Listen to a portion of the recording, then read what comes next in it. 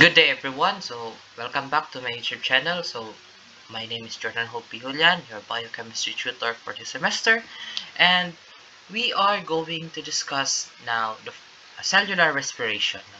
And basically, the cellular respiration is very crucial part of our living organism, since majority of the energy or the energy produced is in the cellular respiration.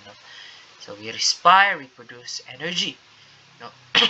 And there is a series when we go to cellular respiration, no? And let the first one being the glycolysis. So let's start the cellular respiration discussion on glycolysis. So let us begin first by understanding what is the primary function of the glycolysis.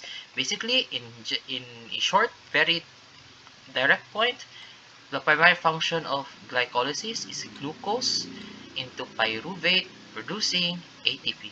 Okay? We convert glucose into pyruvate, then we produce ATP. Well, technically, we still produce ATP, but we also use ATP later on. No. Next question. Let's differentiate the glycolysis and anaerobic glycolysis. So when we talk about glycolysis, it is an anaerobic process that converts glucose into 3-carbon compound such as pyruvate. So I hope you are very now familiar that pyruvate is a 3-carbon compound, no? Which then can be later on the pyruvate will be used in citric acid cycle, and the product of citric acid cycle will be used in the oxidative phosphorylation and chemiosmosis.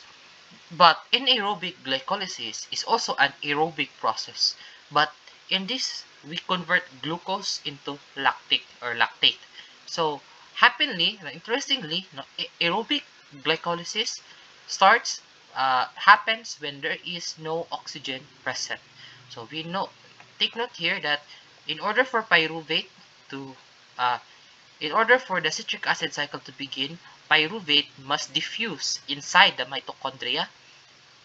No, kasi ang glycolysis nangyayari siya outside the mitochondria. So in order for pyruvate to enter into the mitochondria, it must be assisted by oxygen. If oxygen is not present, therefore, it produces, we now go to the different process wherein pyruvate is converted into lactic acid, or in the Visayan term, pamaol. Yeah, yun siya. So, more on this later on, no, the equation.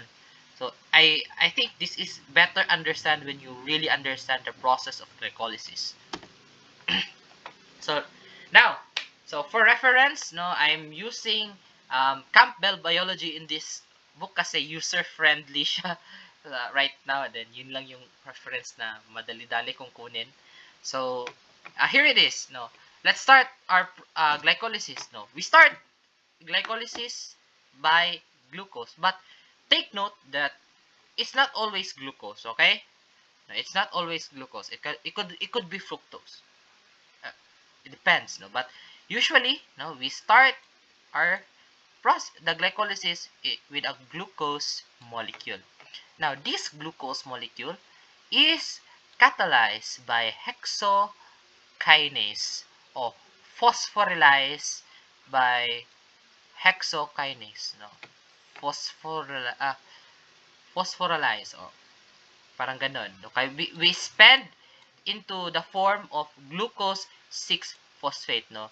Gi-phosphorylize na hexokinase si glucose para maging glucose 6-phosphate. And in the process, we use ATP, no?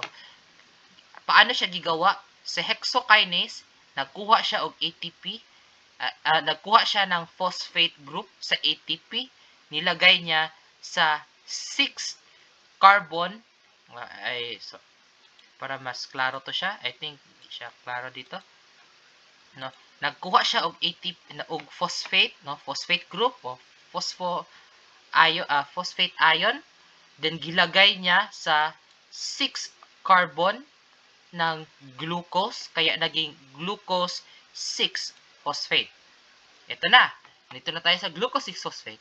Now, there is another enzyme called phosphoglucoisomerase. Phosphoglucoisomerase.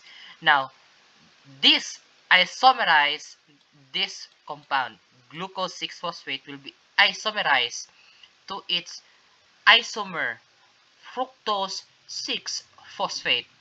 Take note here that fructose is an isomer of glucose. So, this compound will be isomerized by this enzyme to produce its isomer, fructose 6-phosphate. Pansin nyo na ang phosphate group is still in the 6 carbon, nagbago lang ang molecule. Instead of glucose, naging fructose na siya. Fructose 6-phosphate. Now, using this, fructose 6-phosphate is now, again, phosphorylized by phosphofructokinase to produce fructose 1,6-bisphosphate. And in the process, we use ATP. So, paano siya ulit? Ito na enzyme, si phosphofructokinase, is kukuha siya ng phosphate ion sa ATP, gilagay niya sa first carbon ni fructose, no? Hence the name 1,6-bisphosphate. No? Fructose 1,6-bisphosphate. No? Kasi may sa carbon 1 and carbon 6 ni fructose, mayroong phosphate ion. Now, with that being said, we have fructose 1,6-bisphosphate. It is now being catalyzed or cleaved. No? Gi-cleave siya ni adolase. Gi-split niya si fructose 1,6-bisphosphate into glyceraldehyde 3-phosphate, G3P, and the dihydroxyacetone phosphate o the DHAP. Okay? Yun siya. Take note that this is a 3-carbon compound. Okay? Split ni adolase is fructose 1,6-bisphosphate into 2 molecules, glyceraldehyde 3-phosphate and dihydroxyacetone phosphate or the DHAP. Now, this plays a crucial role. Take note that dihydroxyacetone phosphate or DHAP is the isomer of glyceraldehyde 3-phosphate. Now, once adolase splits fructose 1,6-bisphosphate into these 2 molecules right here, no? Equilibrium, no? The DHAP, the equilibrium of DHAP favors this formation, G3P.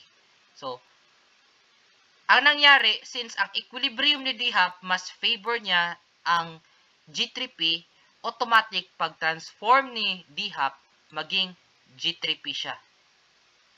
Okay? Alright? I hope that is very clear to you. Again, very simple analogy is that once G3P is released and DHAP is, dihydroxyacetone is released also, no? Sabay ito sila magka-release. Pero ito na molecule mas gi-favor nito ang formation na ganito. So automatic mag-transform siya into G3P. Kaya sinasabi sa in the reference book that glycolysis produces 2 pyruvate molecule because of this reaction right here. Okay? This reaction never reaches equilibrium. G3P is used in the next step as fast as it's transformed. So, since favor talaga ito siya ni equilibrium, at favor ito ni equilibrium, automatic si DHAP hindi magtatagal, magiging G3P din siya. Automatic yan talaga. Now, with that being said, we have now, take note ha, dalawa na ka G3P. Okay? So, now G3P is now being catalyzed by triphosphate dehydrogenase. Now, this is a triose phosphate dehydrogenase. Now, in the process, we produces 2 NADH molecule and forms 1,3-bisphosphoglycerate. But you might be asking, why did you say that there are 2 NADH molecule produced? Take note again that there is now 2 glyceraldehyde 3-phosphate entering in the energy payoff phase. Okay, in this reaction right here. Also, I forgot to tell you that this reaction, total reaction right here, no? Ito lahat sila na reaction is what we call the energy investment stage. Energy investment stage siya kasi nag-use tayo ng ATP. This reaction right here is the energy payoff phase na. Kaya magbayad ta og ATP. So, bakit dalawa ka NADH? Because we now have 2 glyceryl dihydrophosphate entering on this phase. Now, 1,3-bisphosphoglycerate is now again catalyzed by phosphoglycerol kinase. No? Ang tawag sa reaction nito is transfer of phosphate. Bakit transfer of phosphate? Because in this process, we now produces 2 ATP molecule to produce 3-phosphoglycerate.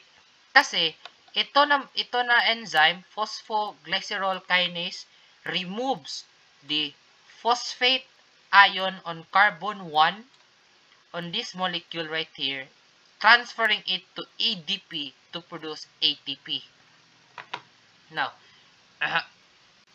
with that being said, no, naging phosphoglycerate, na 3-phosphoglycerate na lang siya kasi may phosphate ion sa carbon 3. You might be asking again, bakit dalawa ka ATP ang na-produce? Kasi nga, dalawa ka G3 ang pumapasok na sa energy payoff phase. Then, with that, we have now this product, no, 3-phosphoglycerate. It is now again being catalyzed by phosphoglycerol mutase. No, isomerize again, no, parang gi-transform niya. I-transform niya ito na molecule na 3-phosphoglycerate into 2-phosphoglycerate. Bakit 2? Kasi gi-transfer niya ang phosphate ion sa carbon 2. No? Gi-rearrange niya yung molecule to form 2-phosphoglycerate. And now, we have now 2-phosphoglycerate. It is now again being catalyzed by enolase to produce phosphoenol pyruvate o PEP. Enolase, in the process, in this reaction right here, this is a dehydration reaction or dehydration synthesis because dehydration reaction because we produce 2 water molecule. Bakit 2? Again, we have 2 G3 entering in the energy payoff phase. Now, phosphoenol pyruvate or PEP is being catalyzed once more by pyruvate kinase. In the process, we produce 2 pyruvate molecule. Bakit 2? Again, paulit-ulit that dalawa ka G3 ang nagpasok dito na phase. And also, no, in the process, transfer of phosphate ion ito kasi ito na yung pyruvate kinase, gi-transfer niya ang phosphate doon sa ADP to produce ATP. So, ganun yun siya. So, we have to also include this, no? Counting of ATP in the process also. Take very important thing or careful kayo sa mga tricks ng mga teachers or your professors. Kapag sinabi nga na how many ATP are produced in glycolysis, automatic 2 ATP ang answer. Okay? You might be asking, why? Why is it 2? Na pagtingin namin dito, 4 yung na-produce, di ba? Take note that this is the energy payoff phase. Kung kapag sinabi na how many ATP produced in glycolysis, we are now taking the net ATP. Net ATP. At the net ATP is 2. Kasi, ang dalawa doon is gibayad natin sa first reaction o sa first phase of glycolysis. Yun siya. Net ATP niya is 2. Pero, pag sinabi ng question doon na how many ATP are produced in step 6 to step 10 in the glycolysis, ang answer nun is 4. because we are just considering this reaction, the energy payoff phase reaction, or the process of energy payoff phase. We are not considering the first part. No, we are not. We are just taking consideration on the energy payoff phase. Kaya 4 ang answer doon. Again, once more, kapag sinabi ng question is how many ATP are produced in glycolysis overall, no? Sa overall in the glycolysis, how many ATPs are produced? We produces 2 because it is the net ATP. Ano nangyari sa dalawa? Bakit 2 na lang? Binayad natin doon sa first phase. Now, let's consider again the next question.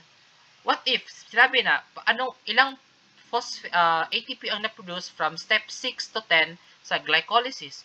Ang answer doon is 4 because we are only considering the energy payoff phase, not the energy investment phase. Okay? I hope that is very clear to you. And also, how many NADH are produced? It is very obvious. 2 NADH because of 2 glyceraldehyde 3-phosphate. Okay? How many water? Obvious na masyado. 2. Okay? I hope that is very, very clear to you. So, you might be asking again, another question. I also remember this question right here. It was asked to us. No, why is it that this reaction and this reaction right here is irreversible in the process? Or why is it is irreversible? Okay. Rule of thumb is, take note, we produce ATP or we use ATP in this process. Kapag nag-release tayo ng energy, no, it does not make sense na you go back. Okay? Analogy right here. Analogy that I will use is, it is like you are running into a marathon. No? You are running into a marathon and 1/4 na lang ang distance mo sa finish line. Or let's say you are running 100-meter marathon, then parang 5 hakbang mo na lang para maging finish line na. Tapos ka na. Then you decided, ayaw ko mag-finish line, babalik ako sa starting point. Yun yung ginawa mo. Do you think that is very useful? No? Do you think it is efficient to your energy? Okay? No, di ba? Kasi sinayang mo lang yung effort mo nung una.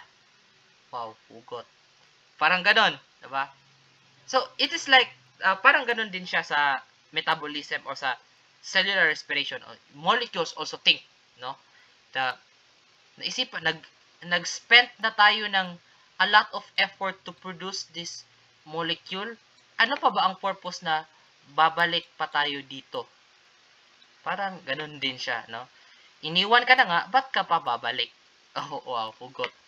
Now, a little bit of hugot for you biochem students. So, yun. Same goes here. We spend a lot of energy, we spend a lot of effort to produce this compound. Ano pa ang purpose para bumalik dito? Wala na. Kasi we spend this energy right here. Okay? And also, this one. Okay? This one, wala nating purpose talaga. Kapag naka-form na tayo dito, wala nang purpose na pagbalik pa tayo dito. Kasi nag-release tayo ng energy, no? Again, rule of thumb also, ATPs are not stored, okay? Once ATP is produced, automatic the body will use it. Okay? No, so nag-produce tayo ng ATP, mahirap na kunin balik yung phosphate sa ATP. Kasi pag-produce nito, ginamit na agad ng katawan. Alright? Also this reaction right here also. Hindi to siya kabilang. Ito na reaction. No, phosphoenol pyruvate to pyruvate, no, nagamit na tayo ng ATP. So mahirap na kunin si phosphate kang ATP kasi nga sa ATP nagamit na. So it's very much useless. Okay? So I hope that is very clear to you. So doon muna tayo mag-stop, no? It's very I hope that is very clear to you, no, sa glycolysis. How do you technique? So before I end this video, let's talk about techniques on how to memorize all of this reaction right here. So, kapag may, siguro, ang technique na kuhaan ko is really not to memorize it, but you really have to familiarize it, no? Not in a sense na familiarize ko na lang to, okay na. No. You, parang, you understand the meaning of this, why does this specific reaction happening? If you really understand that, in a sense, that why does this reaction happen, okay, it is very much easy for you to really understand or to memorize this. Kasi na nga, alam mo kung bakit nangyayari yon, di ba?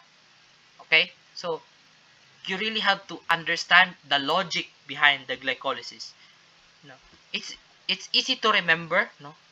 Mas easy to remember siya, malaman ito sila lahat if you really understand it.